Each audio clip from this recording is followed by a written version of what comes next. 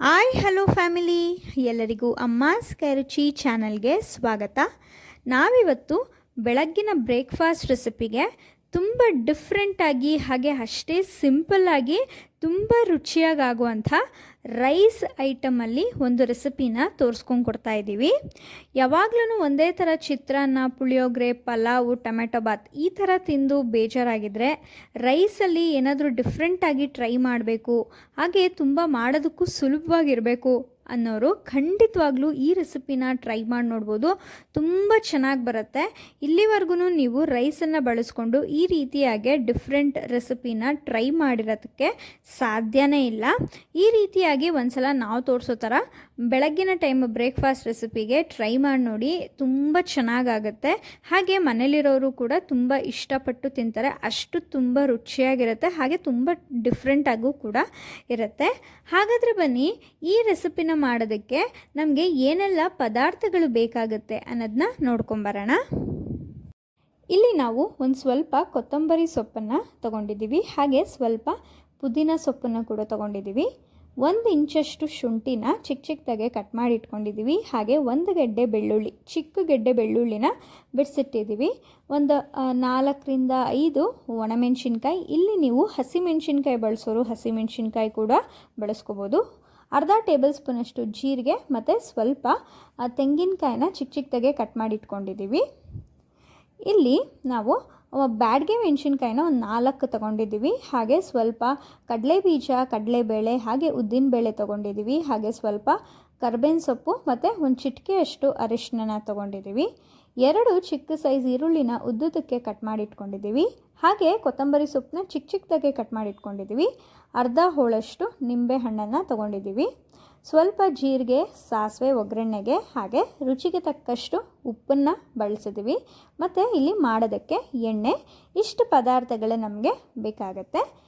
ಮೊದಲಿಗೆ ನಾವಿಲ್ಲಿ ಒಂದು ಮಿಕ್ಸಿ ಜಾರ್ನ ತೊಗೊಂಡಿದ್ದೀವಿ. ಮಿಕ್ಸಿ ಜಾರ್ಗೆ ಚಿಕ್ಕದಾಗೆ ಕಟ್ ಮಾಡ್ಕೊಂಡಿರುವಂಥ ತೆಂಗಿನಕಾಯಿ ಒಂದು 1/4 ಬಟ್ಲಷ್ಟು ಹಾಕ್ಕೊಂಡ್ರೆ ಸಾಕಾಗುತ್ತೆ. ಇದ್ರ ಜೊತೆಗೆ ಒಣಮೆಣಸಿನ್ಕಾಯಿ, ಹಾಗೆ ಶುಂಠಿ, ಬೆಳ್ಳುಳ್ಳಿ, ಕೊತ್ತಂಬರಿ ಸೊಪ್ಪು, ಹಾಗೆ ಪುದೀನ ಸೊಪ್ಪು, ಒಂದು ಅರ್ಧ ಟೇಬಲ್ ಸ್ಪೂನಷ್ಟು ಜೀರಿಗೆನ ಹಾಕೋತಾ ಇದ್ದೀವಿ. ಇಲ್ಲಿ ನೀವು ಒಣಮೆಣಸಿನ್ಕಾಯಿ ಬದಲು ಹಸಿಮೆಣಸಿನ್ಕಾಯಿ ಬಳಸೋರು ಹಸಿಮೆಣಸಿನ್ಕಾಯಿನೂ ಕೂಡ ಹಾಕೋಬೋದು. ಇಷ್ಟೆಲ್ಲನೂ ಹಾಕ್ಕೊಂಡು ಸ್ವಲ್ಪ ನೀರು ಹಾಕಿ ಗಟ್ಟಿಗೆ ತರ್ತರಿಯಾಗೆ ರುಬ್ಕೋಬೇಕು. ನೋಡಿ ಈ ರೀತಿಯಾಗೆ. ಇದಾದಮೇಲೆ ಇಲ್ಲಿ ನಾವು ಒಂದು ಪಾತ್ರೆಗೆ ಒಂದು 4ರಿಂದ 5 ಟೇಬಲ್ ಸ್ಪೂನಷ್ಟು ಎಣ್ಣೆನ ಹಾಕೋತಾ ಇದ್ದೀವಿ. ಮಾಮೂಲಿ ನೀವು ಚಿತ್ರಾನ್ನಕ್ಕೆಲ್ಲ ಎಷ್ಟು ಹಾಕ್ತಿರಲ್ಲ ಅದಕ್ಕಿಂತ ಸ್ವಲ್ಪ ಕಡಿಮೆನೇ ಹಾಕೋಬೋದು. ಈಗ ಎಣ್ಣೆ ಸ್ವಲ್ಪ ಬಿಸಿ ಆದಮೇಲೆ ಇದಕ್ಕೆ ನಾವು ಕಡಲೆಬೀಜ, ಕಡಲೆಬೇಳೆ, ಉದ್ದಿನಬೇಳೆ ಈ 3 ಕೂಡ ಹಾಕ್ಕೊಂಡು ಚೆನ್ನಾಗಿ ಫ್ರೈ ಮಾಡ್ಕೋತಾ ಇದ್ದೀವಿ. ಇಲ್ಲಿ ನೀವು ಉದ್ದಿನಬೇಳೆ ಬೇಡ ಅನ್ನೋರು ಬೇಕಾದ್ರೆ ಸ್ಕಿಪ್ ಮಾಡ್ಕೋಬೋದು, ಆದರೆ ಉದ್ದಿನಬೇಳೆ ಹಾಕೋದ್ರಿಂದ ರುಚಿ ತುಂಬ ಚೆನ್ನಾಗಿರುತ್ತೆ. ಇದು ಚೆನ್ನಾಗಿ ಫ್ರೈ ಆದಮೇಲೆ ಇಲ್ಲಿ ನಾವು ಒಂದು ಅರ್ಧ ಟೇಬಲ್ ಸ್ಪೂನಷ್ಟು ಸಾಸಿವೆ, ಹಾಗೆ ಒಂದು ಅರ್ಧ ಟೇಬಲ್ ಸ್ಪೂನಷ್ಟು ಜೀರಿಗೆ ಮತ್ತು ಸ್ವಲ್ಪ ಕರ್ಬೇವಿನ ಸೊಪ್ಪು, ಹಾಗೆ ಇಲ್ಲಿ ನಾವು ಬ್ಯಾಡಗೆ ಮೆಣಸಿನ್ಕಾಯಿನ ಒಂದು 2 ಹಾಕಿದ್ದೀವಿ ಅಷ್ಟೇ. ಒಂದು 2 ಮುರಿದು ಹಾಕ್ಕೊಂಡಿದ್ವಿ. ಇಷ್ಟನ್ನು ಕೂಡ ಎಣ್ಣೆಯಲ್ಲಿ ಚೆನ್ನಾಗಿ ಫ್ರೈ ಮಾಡ್ಕೋಬೇಕು. ಅದು ಚೆನ್ನಾಗಿ ಫ್ರೈ ಆದಮೇಲೆ ಇಲ್ಲಿ ನಾವು ಈರುಳ್ಳಿನ ಹಾಕೋತಾ ಇದ್ದೀವಿ. ನಿಮ್ಮ ಹತ್ರ 1 ಈರುಳ್ಳಿ ಇದ್ದರೆ ಅದು ಒಂದಿದ್ರೆ ಒಂದು ದೊಡ್ಡ ಸೈಜಲ್ಲಿ ಇರೋದು ಹಾಕ್ಕೊಳ್ಳಿ. ಇಲ್ಲಾಂದರೆ ಚಿಕ್ಕ ಈರುಳ್ಳಿ ಇದೆ ಅಂದರೆ ಒಂದು 2ರಿಂದ 3 ಈರುಳ್ಳಿನ ಹಾಕ್ಕೊಳ್ಳಿ. ಉದ್ದುದ್ದಕ್ಕೆ ಕಟ್ ಮಾಡಿ ಹಾಕೋಬೇಕಾಗತ್ತೆ. ಈರುಳ್ಳಿನೂ ಕೂಡ ಕಲರ್ ಚೇಂಜ್ ಆಗಿ ಚೆನ್ನಾಗಿ ಎಣ್ಣೆಯಲ್ಲಿ ಫ್ರೈ ಆಗಬೇಕು. ಅಲ್ಲಿವರೆಗೂ ಕೂಡ ಚೆನ್ನಾಗಿ ಫ್ರೈ ಮಾಡ್ಕೊಳ್ಳಿ.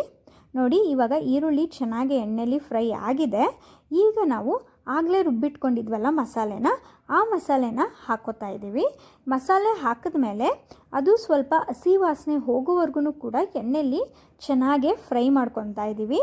ನೋಡ್ತಾ ಇರ್ಬೋದು ನೀವು, ಮಸಾಲೆನ ನೀವು ತರ್ತರಿಯಾಗೆ ಗಟ್ಟಿಗೆ ರುಬ್ಕೋಬೇಕಾಗತ್ತೆ.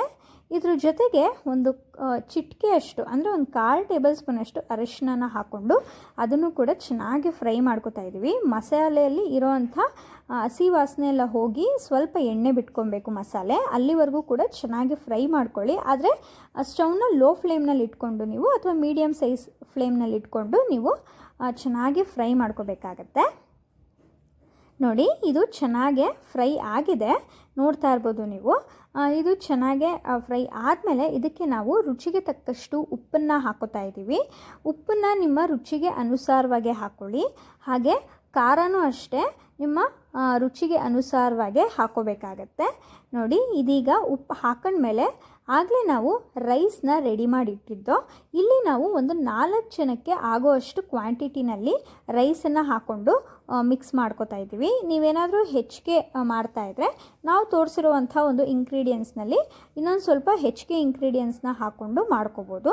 ನೋಡಿ, ಈ ರೀತಿಯಾಗಿ ಚೆನ್ನಾಗಿ ಮಿಕ್ಸ್ ಮಾಡಿಕೊಂಡ್ರೆ ಆಗೋಯ್ತು. ಕೊನೆಯದಾಗಿ ಇದಕ್ಕೆ ನಾವು ಒಂದು ಅರ್ಧ ಹೋಳಷ್ಟು ನಿಂಬೆ ಹಣ್ಣಿನ ರಸನ ಹಾಕ್ಕೊಂಡು ಇದ್ರ ಜೊತೆಗೆ ಸ್ವಲ್ಪ ಕೊತ್ತಂಬರಿ ಸೊಪ್ಪನ್ನು ಹಾಕ್ಕೊಂಡು ಚೆನ್ನಾಗಿ ಮಿಕ್ಸ್ ಮಾಡಿಕೊಂಡ್ರೆ ಆಯಿತು. ತುಂಬ ರುಚಿಯಾಗಿರುವಂಥ ಒಂದು ಬ್ರೇಕ್ಫಾಸ್ಟ್ ರೈಸ್ ರೆಸಿಪಿ ರೆಡಿಯಾಗೋಗುತ್ತೆ. ಯಾವಾಗಲೂ ಅಷ್ಟೇ ನೀವು ಒಂದೇ ಥರ ಚಿತ್ರಾನ್ನ, ಪುಳಿಯೋಗರೆ ಅಥವಾ ಪಲಾವು, ಟೊಮೆಟೊ ಬಾತ್ ಇದೇ ಥರ ತಿಂತಿರ್ತೀರ.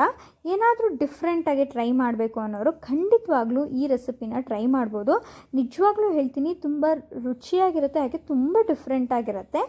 ಬ್ಯಾಚುಲರ್ಸು ಕೂಡ ತುಂಬ ಈಸಿಯಾಗೆ ಮಾಡ್ಕೋಬೋದು. ಬೆಳಗ್ಗೆ ಹೊತ್ತು ಮನೆಯಲ್ಲಿ ಏನು ತರಕಾರಿ ಇಲ್ಲ ಅಂದಾಗ ಅಥವಾ ಏನೋ ಒಂದು ಅರ್ಜೆಂಟಾಗೆ ಬ್ರೇಕ್ಫಾಸ್ಟ್ ರೆಸಿಪಿ ಆಗಿರ್ಬೋದು ಅಥವಾ ಲಂಚ್ ಬಾಕ್ಸ್ಗೆ ಏನಾದರೂ ಪ್ಯಾಕ್ ಮಾಡಬೇಕು ಅನ್ನೋ ಒಂದು ಸಮಯದಲ್ಲಿ ಅಥವಾ ನೈಟ್ ಟೈಮು ಒನ್ ಟೈಮ್ಗೆ ಏನಾದರೂ ಒಂದು ಅಡುಗೆ ಮಾಡ್ಕೋಬೇಕು ಅಂದಾಗ ಸಿಂಪಲ್ಲಾಗಿ ನೀವು ಈ ರೆಸಿಪಿನ ಟ್ರೈ ಮಾಡಿ ನೋಡ್ಬೋದು. ತುಂಬ ಈಸಿಯಾಗುತ್ತೆ, ಹಾಗೆ ತುಂಬ ಟೇಸ್ಟಿಯಾಗೂ ಕೂಡ ಇರುತ್ತೆ. ತುಂಬ ಕ್ವಿಕ್ಕಾಗಿ ಆಗುವಂಥ ಒಂದು ಬ್ರೇಕ್ಫಾಸ್ಟ್ ರೆಸಿಪಿ ಇದು, ಹಾಗೆ ಅಷ್ಟೇ ರುಚಿಯಾಗೂ ಕೂಡ ಇರುತ್ತೆ. ಈ ರೆಸಿಪಿ ನಿಮಗೆಲ್ಲರಿಗೂ ಇಷ್ಟ ಆಗಿದೆ ಅಂತ ಭಾವಿಸ್ತೀನಿ. ಇಷ್ಟ ಆಗಿದರೆ ಅಮ್ಮಾಸ್ ಕೈರುಚಿ ಚಾನಲ್ನ ಸಬ್ಸ್ಕ್ರೈಬ್ ಮಾಡ್ಕೊಳ್ಳಿ. ಹಾಗೆ ನೀವು ಕೂಡ ನಿಮ್ಮ ಮನೇಲಿ ಈ ರೆಸಿಪಿನ ನಾಳಿನ ಬ್ರೇಕ್ಫಾಸ್ಟ್ಗೆ ಟ್ರೈ ಮಾಡಿ ನೋಡಿ.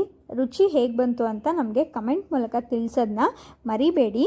ಹಾಗೆ ಈ ವಿಡಿಯೋನ ನಿಮ್ಮ ಫ್ರೆಂಡ್ಸ್ ಆ್ಯಂಡ್ ಫ್ಯಾಮಿಲಿಗೂ ಶೇರ್ ಮಾಡಿ. ನೀವು ಕೂಡ ನಿಮ್ಮ ಮನೆಯಲ್ಲೇ ಟ್ರೈ ಮಾಡಿ ಎಂಜಾಯ್ ಮಾಡಿ. ಇದೇ ಥರ ಡಿಫ್ರೆಂಟ್ ರೆಸಿಪೀಸ್ಗಾಗಿ ಅಮ್ಮಾಸ್ ಕೈರುಚಿ ಚಾನಲ್ನ ಸಬ್ಸ್ಕ್ರೈಬ್ ಮಾಡ್ಕೊಳ್ಳಿ, ಹಾಗೆ ಫಾಲೋ ಮಾಡಿ ಅಂತ ಕೇಳ್ತಾ ಈ ವಿಡಿಯೋ ನೋಡಿದ್ದಕ್ಕಾಗಿ ಎಲ್ಲರಿಗೂ ಧನ್ಯವಾದಗಳು.